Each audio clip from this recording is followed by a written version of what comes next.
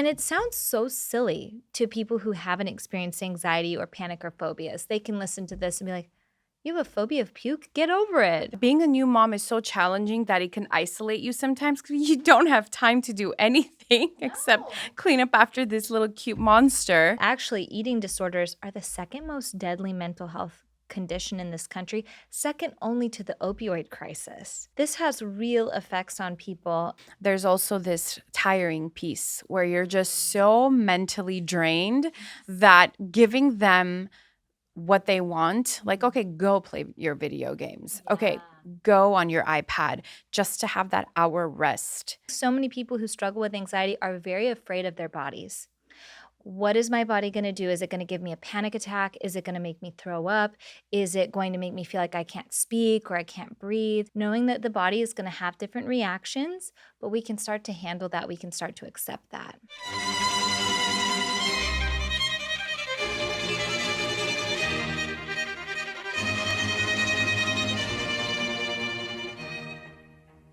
Hello, everyone. Thank you for joining me today. Today's episode was all anxiety-based. We talked to Dr. Lauren Cook, clinical psychologist, author, and writer of a wonderful book named Generation Anxiety. Today's episode was anxiety-based, of course, and we delved into what does anxiety look like, and ultimately, we really talked about the treatment, how to nurture our anxiety. We then talked about the different types of anxieties, but it was really interesting for me to talk to a clinical psychology of her research, her experience on how to heal from anxiety. What was wonderful about this episode is that Dr. Lauren Cook and we both shared each other's anxiety and panic attacks, which I think you guys will find pretty relatable. And we talked about how we healed ourselves and that, the overwhelming question of people, does anxiety ever go away, was talked about. Just in general, a beautiful conversation, very meaningful, an incredibly insightful clinical psychologist and her experience. I think you guys are really going to connect with this episode because there is this stigma out there that all clinical psychologists and family therapists, they're perfect and they don't experience mental health dilemmas, which we kind of discussed in this episode that that's not necessarily true, that all therapists become therapists because of life experiences, something difficult. So good. I think you guys are really going to find this episode great. You're going to enjoy and definitely learn a lot about your anxiety and how to treat it yourselves, help yourselves. Thank you for joining me, and make sure to subscribe to the channel because it's immense support to the podcast. All right, Dr. Lauren Cook, it's so nice to have you. Oh, thank you for having me. It's good to be here. Absolutely. It's an absolute honor. I love your work, and we just met each other on Instagram. That's the cool thing. Like, I found you. I was like, hi, she's so awesome. I would love to have her on my show. Aww. So I'm so happy that we connected. Me too. And we're right down the street. We're not far away from each other. Exactly. So Generation Anxiety, your amazing book. I want to talk about this because this is fascinating, you guys. I want to know what led you to write this wonderful book of yours. Talk to me about this. Takes one to know one when it comes to anxiety. As a psychologist, as a therapist, but just as a human being, I'm really open about my own lived experience with anxiety. It has really wreaked havoc in my own life. And I saw how it was stopping me from making some of the most important decisions in my life. And I knew I had to do something differently about it. I was getting to the place of feeling hopeless and helpless with my anxiety. I didn't want that for other people either. So I wrote this book hoping that it will be helpful for others who feel like they are drowning in their anxiety, and to really take a holistic approach to health. That's really important to me, that we don't just heal from the neck up, but that we really heal holistically, because anxiety is a body experience. It's not just in our brains. That's something beautiful that you said, because it is a body experience. And when I feel like most people experience anxiety, they think it's more about there's the self-care piece that's portrayed, but not really understanding what self-care means. They think it's just objectified, right? Like nails and hair. Yeah. But healing is really healing the body. Can you tell us more about that, healing the body from the anxiety? Absolutely. I'm fascinated as we're looking at this gut-brain axis connection. I think we're only going to see more research come out on this. Mhm. When you consider the fact that 95% of the serotonin in our bodies is in our gut, Our not first our, brain. yes, Yes. exactly. Wow. And so, for me, one of the hugest parts of my healing was working with a naturopath, getting my blood work done, looking at the data my body is trying to tell me, healing my gut with the food that I was putting in, when I was drinking, all these different things. And that's when I really saw the needle start to move with my anxiety. That's when the improvement happened. That's wonderful. So, is it true that anxiety doesn't have to be related to experiences? It could also be a body reaction because people think Mhm. it's more trauma related or Mhm. negative experience, and that's not the case, Yeah. right? It certainly could be those things, but it's not only that. Some people are just born with perhaps what we would call overactive amygdalas. That sensory alarm just goes off more for that Yes. person than for another. And then you have people on the far side, someone like Alex Honnold with his free climb of Yosemite. His amygdala is like not Yes. firing at all, right? That fear Yes. response is not there. So it's on a spectrum for each of us. And I think a lot of people shame themselves, feeling like, what's wrong with me that I am having this reaction? And really, a lot of times it does come down to pure biology, and that's okay. Do you feel like by diving into more of your body and nurturing your body, it has Mhm. helped nurture your anxiety? I think so for sure, because I've learned how to make peace with my body's reactions. I think, Wow. yeah, it's been so transformative. I think so many people who struggle with anxiety are very afraid of their bodies. What is my body going to do? Is it going to give me a panic attack? Is it going to make me throw up? Is it going to make me feel like I can't speak or I can't breathe? And a lot of my work with clients is teaching them how to not live in fear of their bodies, knowing that the body is going to have different reactions, but we can start to handle that. We can start to accept that. Wow, that's powerful. Dr. Cook, how do you help someone who is afraid of their anxiety then? Because you get anxiety from not wanting to have anxiety, then Yeah. it turns into panic. You don't want to have panic, but then you have a panic attack. It's Mhm. always fearing the anxiety and the panic because it's a gnarly Yeah. feeling for people. Oh, it's I've had it. intense. It's really, Me too. really bad. So, Yeah. how can somebody help themselves from that fear? Mhm. It's starting to pull back the curtain and demystifying what anxiety is. It's looking at it and saying, yes, this is anxiety. This is panic. It's not comfortable. It's not fun. And yet, no one has died from a panic attack, Correct. even though the brain might want to tell you otherwise in the moment, right? And so it's really learning I can handle the discomfort, because a lot of times anxiety is about being uncomfortable. And we have so socialized ourselves to avoid discomfort. We run away from it. That's why we see so many numbing behaviors.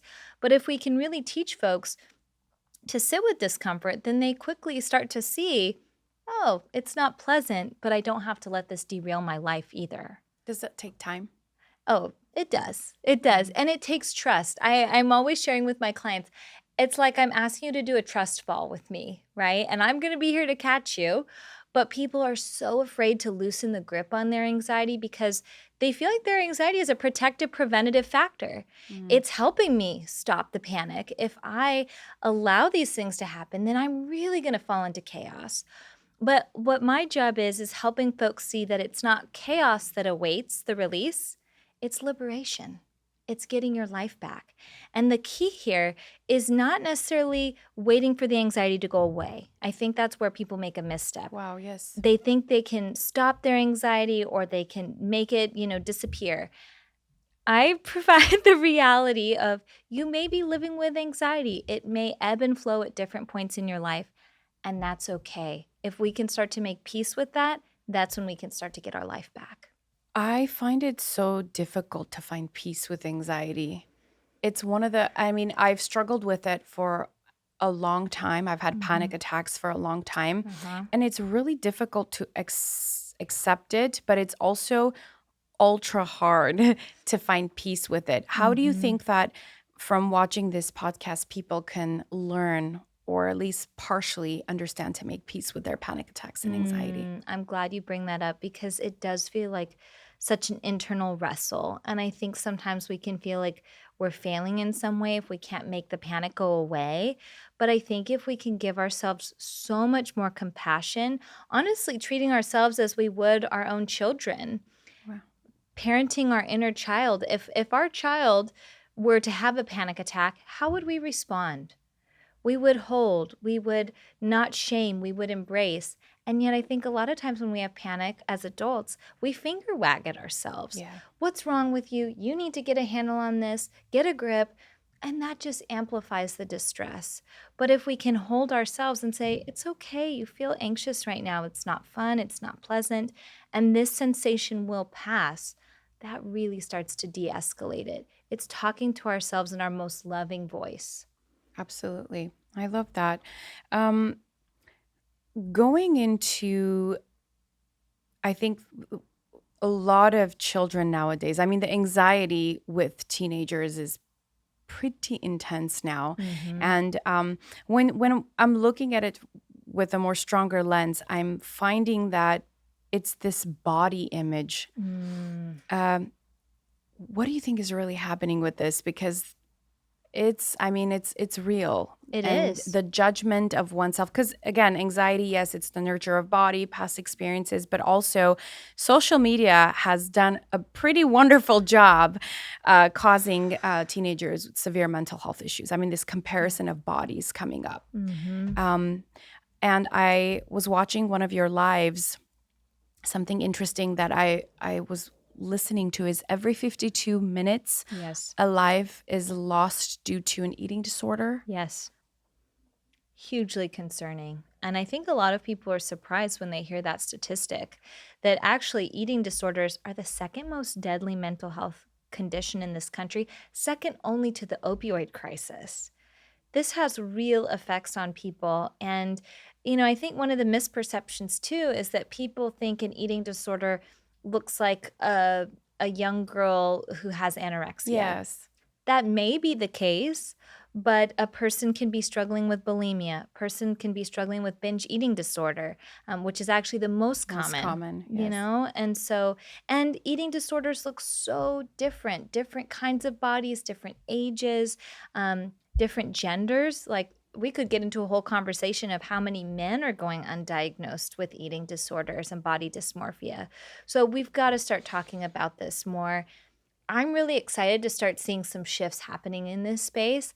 The movement away from body positivity, which has done tremendous work, that movement, but moving into more body neutrality, of helping people learn that their worth is not in their appearance. And so instead of trying to convince themselves, I love my body, it's coming more to an acceptance. I have a body. It's part of who I am.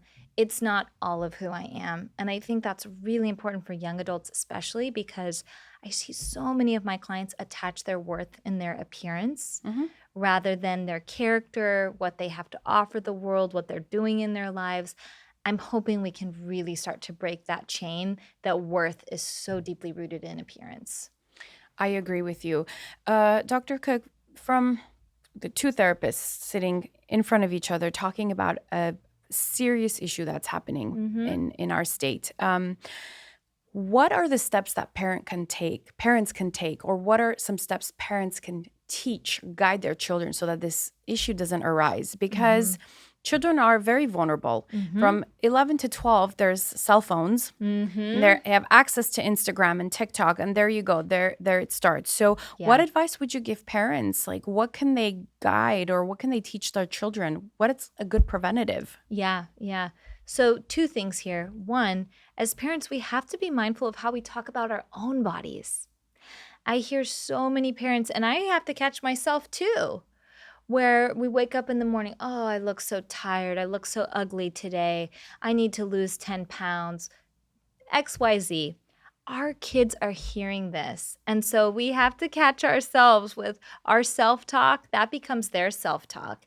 The other thing I'm hoping, I know we both have about 1-year-old kiddos, and I'm hoping our generation of parents, we can really come together on this and set some collective boundaries with the cell phone use. It's hard if you're that one kid that doesn't have the phone on the playground, but I'm hoping that we can collectively agree more of, hey, let's hold off on the phone use until our kids reach a certain age, whether that's 13, 14, just something so that we're not seeing elementary schoolers and even sometimes middle schoolers on Instagram and TikTok.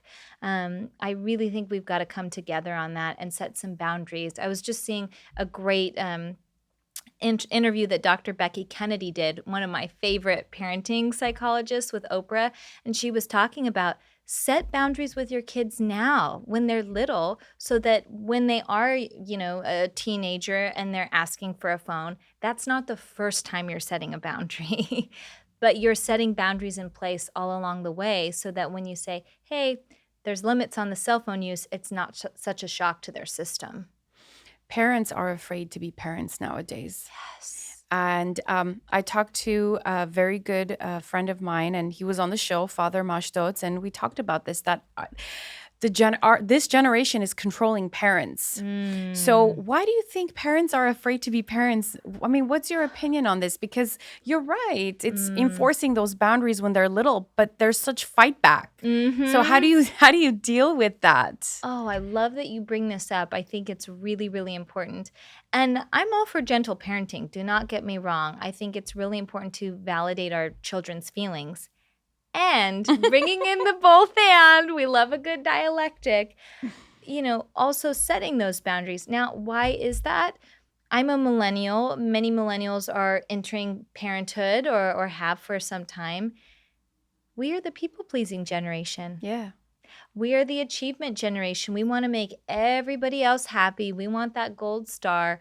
Sometimes what's the fastest way to get that? We think by being nice, by people pleasing, including our own children. And so we really have to learn it's not my job to be my child's friend or even to have my child like me, right? It's my job to set those boundaries in place, obviously to make my child feel wildly loved and also for them to really feel contained and held. And that means teaching them their own distress tolerance skills. They may not like when you say no, but that's an invaluable skill you're giving your kid than to just always give them the yes that they want. I'll add to that. There's also this tiring piece where you're just so mentally drained that giving them what they want, like, okay, go play your video games. Yeah. Okay, go on your iPad just to have that hour rest. Yes. And we do this. Many of us do this. And this is, how can we find a good medium? Like, what's a good balance here? Like, I don't know. Like, I always get asked this question, like, what's a good balance? Like, my kids are so overwhelming. They overstimulate me. I just came from work. All I want to just lay on the couch, and it's okay for them to go and play video games. And it's so understandable. Yeah. It's our generation is so different. Like, we're overworked. We are. We've got so much on our plate. And, we're also the generation where we grew up being told, women especially, women can do anything and everything. And how? But I don't want to do everything. I don't know about this whole equality business. I don't want to. It's draining. It is. It's draining. And there's a lot of pressure on us. Absolutely. I think that's why I put off becoming a parent for such a long time, because I was so anxious. There's no way I can possibly do it all. And now, as I am a new parent myself, I'm having to really sit in the mess of it's not perfect in either space, and that's okay. But I think that's really hard when so many people in our generation we strive for perfection. But did you see do you see what we're talking about? How this causes anxiousness and anxiety. Yeah. And then we expect our children to be healthy. Yes. But we're a mess ourselves. Like, I know I'm an anxious parent. I'm very comfortable saying that because society pushes you to be that anxious mom. By the time you get home, you're wired up, and your child is watching you. Yeah. So it's not always the body, it's not always the experience, it's also the learned behavior. Growing up with an anxious mama, what happens to that kid, right? Yeah, and releasing that grip. I just posted a reel on my Instagram the other day. This study blew my mind. They were talking about the number one thing that contributed to anxious children. And you know what they said? They said it was parents who were rushing all the time. Yes. I grew up with a mom like that. Really? Okay. Hurry up. Hurry up, sweetie. Hurry up. hurry up in a kind way. She was very Mhm. gentle about it, but she always said, hurry up. Go, go, Go, go. go, go. What's the And next so piano lesson and all the yeah, so that's an interesting study. I know, I know. So I'm trying to be mindful of that myself of Wow. like, okay, slow down. There doesn't always have to be a next box to check.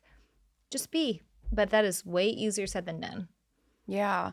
What does anxiety look like for kids? What Oh. should parents look out for? Well, there are a lot of similarities with what we see in adults. It looks like sleep difficulties, right? If your kiddo's having nightmares or struggling with sleep.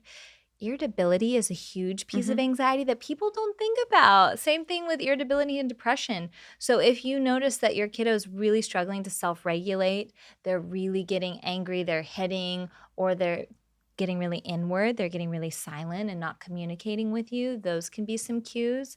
And a lot of times they'll report gastrointestinal distress Mhm. too, stomach aches, constipation, diarrhea. Another classic symptom is if somebody's vomiting first thing in the morning. I have so many clients who Yes. come to me and they're like, Lord, I throw up every morning. What is going on? Cortisol's highest in the body in the morning. And True. so when we consider that, and a lot of kids who don't have the words to talk about their experience or understand even what's going on, it manifests especially somatically.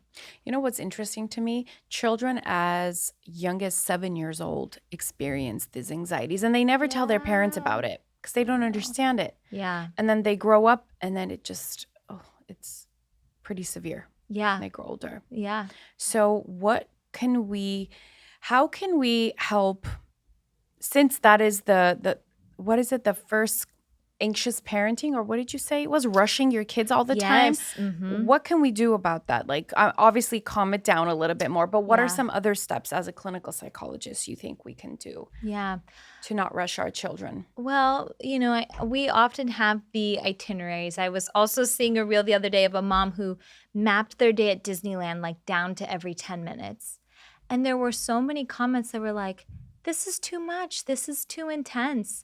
And I think we feel like the plan is grounding, but trusting ourselves. So much Yeah. of anxiety is rooted in the fact that we don't trust ourselves. Can you explain about that a little bit more? I would love to Yeah. understand. Yeah. So it's this idea of if I do panic or if I don't have a plan, I'm not going to be okay. And it's really starting to believe in ourselves. I can be okay. One thing that, people call this post traumatic growth, one thing that does come out of pain is people see, wow, I actually do have a lot of grit. I do have a lot of capability. Wow, grit. Grit. And a lot of times with anxiety, many people who experience it, it's all anticipatory anxiety. These are things that have not happened, but our brain goes to all the different possible scenarios. Sometimes it's really helpful actually to play the tape for yourself and to say, okay, what if my worst fears came true? What would I do? Our brain's trying to unconsciously get there anyway, but allowing ourselves that permission, we really do start to see, oh, it would be really freaking hard, Yeah. but I'd figure out a way. I have a community, people who would help me. I could ask for help. And then people start to not live in such tremendous fear because they know they can handle whatever that phone call we hope to never get but could be. I think that's beautiful. I love the way you explained it because it is a trust in yourself. I mean, Yeah. what happens to people who have anxiety, right? From my experience and from what I've seen, they're constantly searching for validation. Is this Uh-huh. normal? Do you see anybody else with this? I don't know if Yeah. you hear Oh, that, but all I the get that all the time. time, right? Like, am I the only one? Mhm. Especially with the kids, or it's, are you going to sleep? Are you going to go to bed? Am I the only one that's going to Mhm. be awake? So you're Mhm. constantly relying on people, and it gets very overwhelming for people as well, I think. Yeah. They try to have a lot of empathy and sympathy, but it gets it's too much, right? They Mhm. can get drained. So teaching the individual who has anxiety self-trust, you're Yes. saying it's ideal to Yes. heal. I think it's foundational of knowing we have resilience. I love how Glennon Doyle says very simply, but so profoundly, we can do hard things.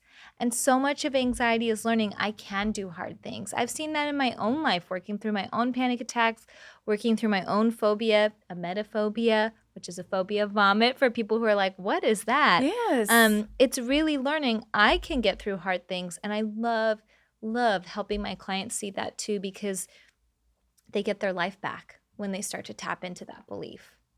And it is the reality. Human beings were wired to take on the most difficult tasks. I mean, I've seen people come out of the most difficult situations, like losing Yeah. children, Oh. and which is horrible, but they Mhm. get their life back, Mhm. and they, make other children, and Mhm. so we have capability to do most difficult things, and if we Mhm. can just learn to trust ourselves, Yeah. which is phenomenal. Dr. Cook, would you please kindly share with us, how did you develop the phobia? Yeah. So I actually didn't really have the light bulb moment go off for why I have this phobia until I was in my master's program for marriage and family therapy. My whole life, I'd struggled with severe phobia of vomit. I couldn't really be at sleepovers, no boats, right? People getting seasick. College, you can imagine how that experience was. It really was taking over my life in a lot of ways. I realized looking back, my family history, my mom, when I was 2 years old, was diagnosed with stage 3 breast cancer. She had been gaslit for years by doctors. There's no way that a 35-year-old woman can have breast cancer. And yet, my mom, as a nurse, she kept saying, there's a lump here. There's something wrong. It was not until I was 2 years old, and she had had the lump before she even was pregnant with me, that someone finally believed her and she was diagnosed, but not till stage 3. And then that began this whole process. She was vomiting all the time, Mhm. intense chemo. This was in the early 90s, surgeries. It really, I have no conscious memory, but from what I am told, she really almost didn't make it. And I was often taken out of the home so that I wouldn't see these things. But I really think I internalized at a very young age. Vomit is connected to being out of control, potentially death, and being taken away from my caregiver. Not Yeah. knowing when I'm going to, not see my parent again. And so that to me was the light bulb moment of like, that's it. That's it. Because it's been so instinctual in me. I couldn't explain it for years. And then the body wisdom, my body knew, okay, that's where this came back to. Wow. Who did you help yourself to be conscious of what was happening and how you formed the phobia, or you, with therapy, you developed that So understanding? it was as we were learning about anxiety actually and trauma, and I started to really get curious, could there be a connection to the trauma that I experienced? And it took me a long time to see what I went through as trauma because I had no conscious memory of it. So I think it was hard for my brain to connect back to that idea. But I mean, so many people talk about Dr. Bessel van der Kolk's book, The Body Keeps Score. Score. Love that book. My Yeah, goodness. yeah, and that was true with me, but it got to a place where I was just so sick of my phobia and my fear running my life, especially as I was getting into my 30s and feeling like I don't know if I wanna become a parent because what if I am throwing up every day of pregnancy? What if, Mm. my children throw up and I can't handle that? I mean, it was and it sounds so silly to people who haven't experienced anxiety or panic or phobias. They can listen to this and be like, "You have a phobia of puke? Get over But it." the story is much deeper. It is. It's much deeper. It's not the vomit, it's the story behind it. That's Mhm. pretty hard for a person. Or how old were you? 2, when You she were was to So diagnosed. not knowing if mom's gonna be around, and it's, Mhm. oh my God. Yeah, and it affected her for years after that, right? Like, it led her to have an early menopause and all these different things. Yes. I didn't have other siblings because she couldn't have more children from going through chemo. It changed the entire, Dynamic of the dynamic of our family. history, as a family, yeah, and so much of that being out of all of our control. So, yeah, it absolutely had an impact. And all that to say, too, I don't want people to hear this who maybe have phobia or an anxiety and maybe don't have a story to feel like, well, what's wrong with me because I don't have a thing that led to it. Sometimes it is just purely biological, and that's Mhm. okay too. How long did it take you to overcome the pain that you endured when you were much younger? Was it Mhm. like years of healing? I think it was. Uh, it was different bouts of therapy at different times. Eventually, and I knew it had to get there, was doing exposure and response prevention How work. did you do that? Oh, I think I would love for you to share your story because it is all about exposure, yeah. exposing. And do you want to kind of tell the audience what that means so that they're aware? Yeah, yeah, yeah. So, exposure and response prevention therapy is literally facing our Mhm. fears head on. The best form of therapy. It's the best, and it's also the hardest. It's really freaking hard because you're leaning into the thing that gives you the most anxiety. It's incredibly empowering, but it's really hard. Very. And you also really need to work with someone who's trauma informed with exposure and Mhm. response prevention therapy because I did not exactly experience that. And Really? yeah, I can share more about that. Yes, But please. if we're not careful with it, it can lead to flooding and further exacerbation of the anxiety and the trauma. And that was unfortunately the case for me. And so I'm very mindful as a practitioner to make sure my clients really feel like they are in control of the process and that it's never too much because if it is, that worsens the outcomes. Absolutely. There is a question with people that, they love to ask me, does Mm. anxiety ever go away? Hmm. How do you respond to that question? Does it ever go away? I let folks know there's often a grief response that comes with the answer to this, that anxiety ebbs and flows. It often, and rarely, I will say, never fully goes away. There are times when it's really loud, and there are times when it's really quiet, and there's times in between. And if we can be okay with all phases of that, that's actually when the anxiety tends to go down. That's why I love acceptance and commitment therapy, of teaching folks how to accept that you feel anxious sometimes, that you feel depressed sometimes. That's a part of you. It's a part of you. I was so into, in the 2000 teens, I guess, when I was in college, there was such a movement towards happiness. The Happiness Project by Gretchen Rubin, The Happiness Advantage. I mean, there was a happiness surge during that time.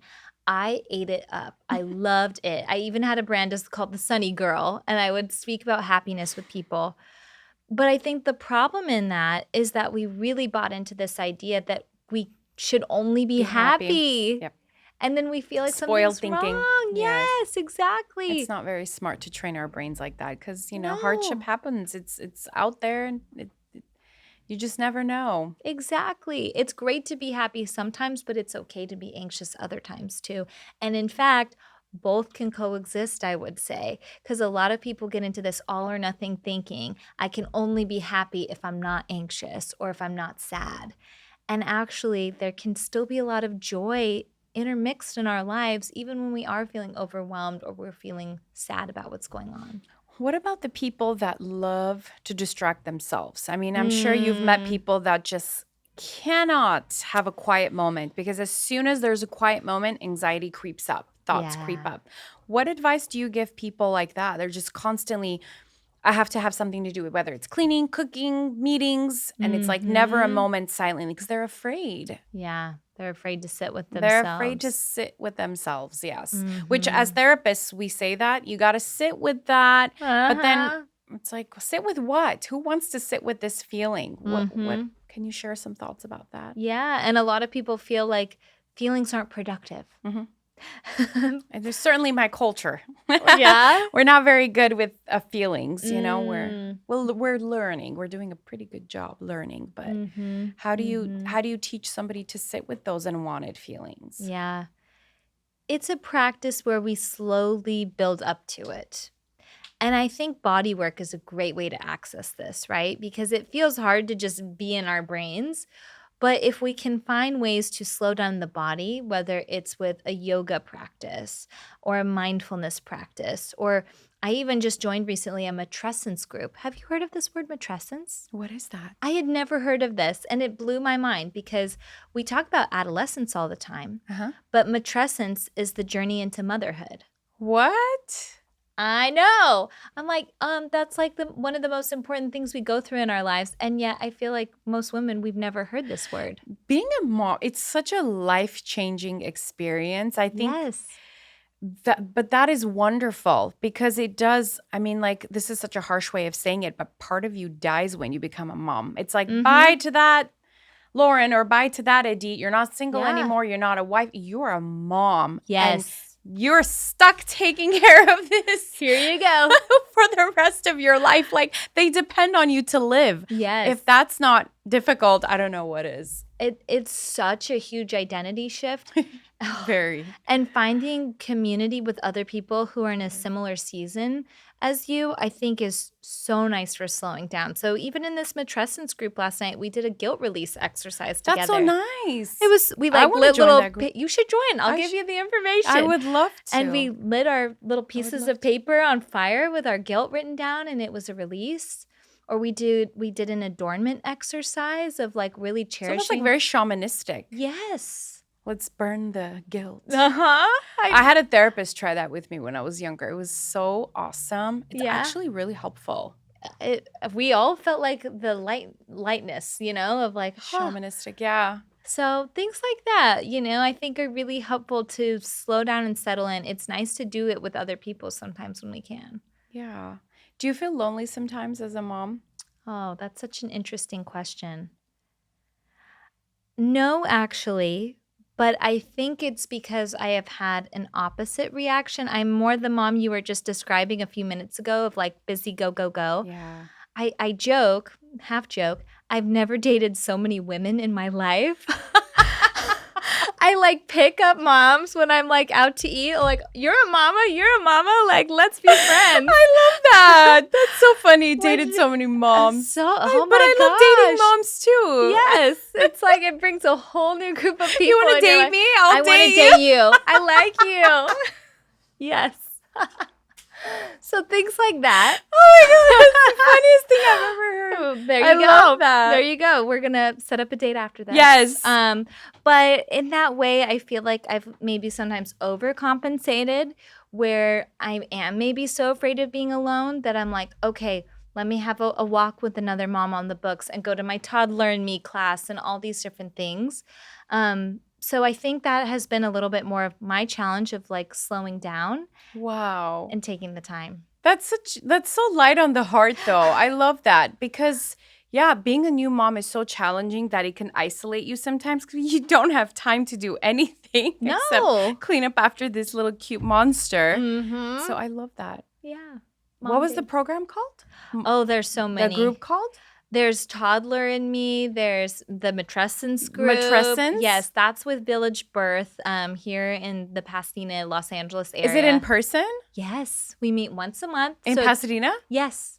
That's like around the corner. Please join us. I would love to, actually. It's amazing. I love it. I actually just got an office space there at Village Birth. It is an incredible place for people who are going through the birthing experience. Doulas, birth education classes, massage, body work, the gamut. I love that. Yeah. Oh my God, that's amazing. Matrescence? Matrescence group.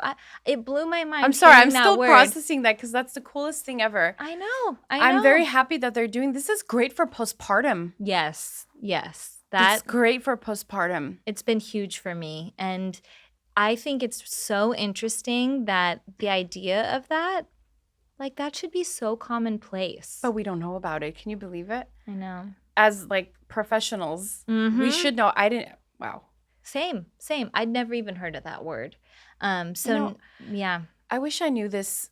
I mean, I don't know if it's new, but I wish there was things like this almost 11 years ago. Because with my first birth of my firstborn, oh my God, the postpartum was really bad. Really? It was so, I mean, I had anxiety and panic attacks every day for 6 months. Oh my Gosh. For 6 months, yeah, until I kind of was like, something's wrong. I don't want to come to the house. I loved my Mm. baby, but I was very disconnected because it's just so Mhm. scary. Yeah. So I'm like, wow, like this would have been amazing back then because Yeah. it's real. Like postpartum anxiety is depression. It's real. And It's more common than postpartum depression. People, I feel like, don't know that no, postpartum anxiety is way more common. yes, and the women that have taken their lives and the lives of their children from postpartum, that's also Yeah. real and not talked about. Yep. Yep. You know, people don't share these kinds of stories. It's real and these It things is. happen and it's not Mhm. recognized. Mhm. But wow, I mean, where can we find your book? Tell us that. I mean, I'm Yeah. diving Yeah. away from anxiety a little bit from our combo, No, but it's tell I us where love can it. we So Generation Anxiety is available wherever people like to buy books. Target, Amazon, Barnes and Noble, small bookshops. It's so fun for me when people are at a small bookstore, in a different state and they're like, "I saw Generation Anxiety Oh my today." God. And there's also an Audible version too. It was so important to me to record the book You in did it my voice yourself? at 38 weeks pregnant. I was like, "Please don't go into labor." I could barely fit in the sound booth, but yes, Wow. yes. You spent a lot. So this is like your child. Oh, in It is your 2023, child. I joke I had 2 babies, human baby, book baby. Yes. Mhm. I can imagine. Like, you wrote this book while you were pregnant? Right before I got pregnant, actually, which was fascinating How is that? because one of my biggest anxieties was being pregnant, and so I think this book was really my primer, it was my preparation, and I remember It's your exposure. it is. It's your Well, exposure. and if you look at the dedication, the book is dedicated in part to my son because this work that I've done, and I'll get emotional if I let myself like really sit with it. This work that I have done has led me to this place. There's no other way that I would be sitting here with you, being a parent, if it wasn't for taking a chance on myself. And so I hope that people can hear that if they're letting their anxiety lead their lives too. It doesn't have to be that way forever. Wow.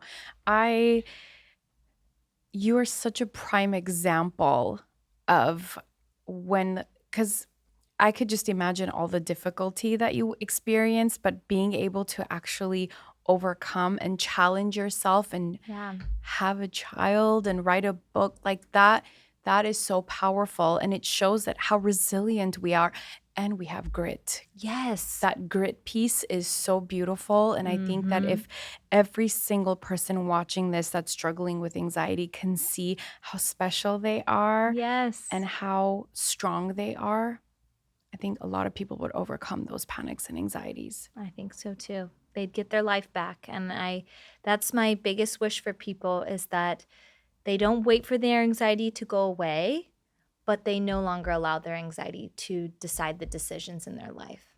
Yeah. And you're right. It is a hard feeling to sit through and Mhm. accept.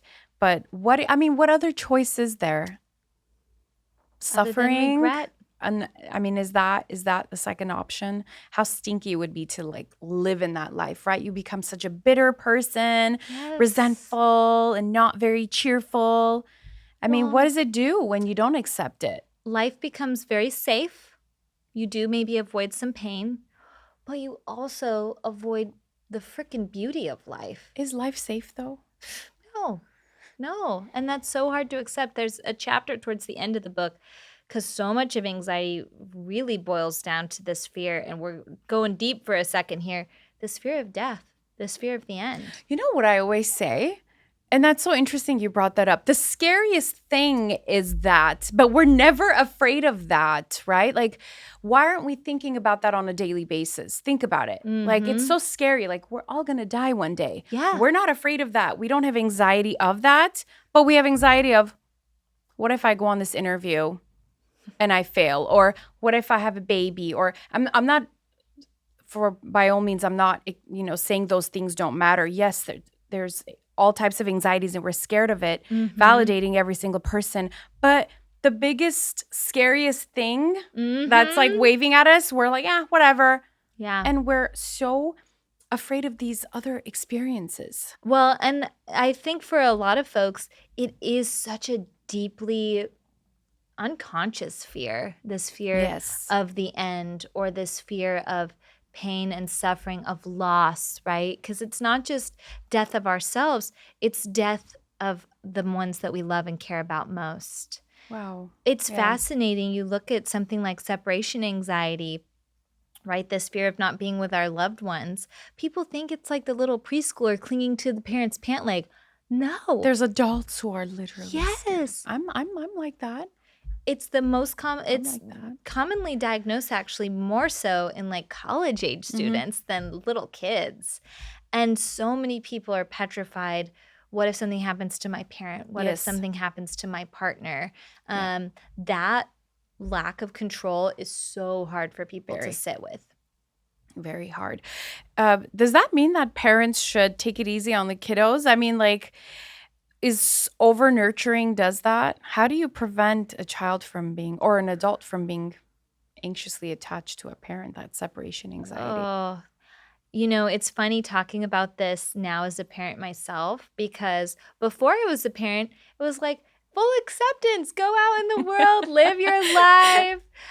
It's so much easier said than done. My dad, for example, he's a helicopter pilot. That's like his greatest hobby in life. I know he is so excited to take my son up for a flight.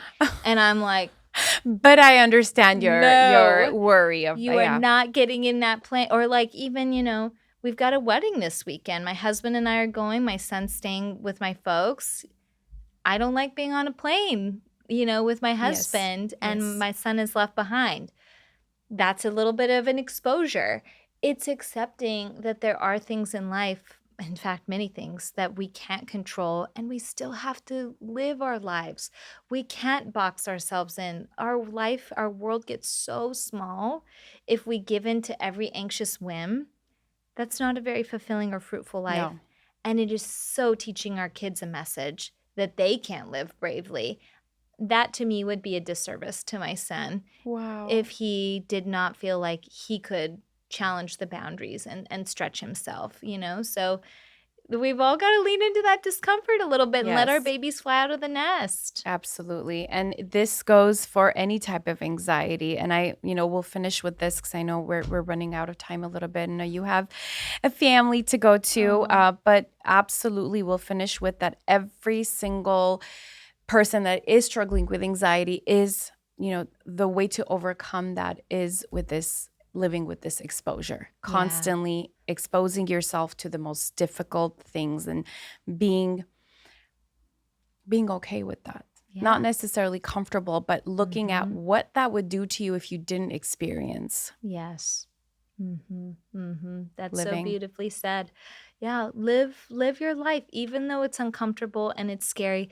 So much of the book, and you can even see on the cover, there's waves. I Yes, use an ocean metaphor throughout the book to get in the water. Even though it's cold, even though it's uncomfortable, do not sit on the shore of your life and watch everyone in the water enjoying the swim. Get in there, ride the waves. That's where the full big-hearted living is. that's where courage is Yes. developed as well. Mhm. Dr. Lauren Cook, thank you so much for joining me today. I Oh, appreciate you. Beautiful conversation. thank you, Edith. Of course.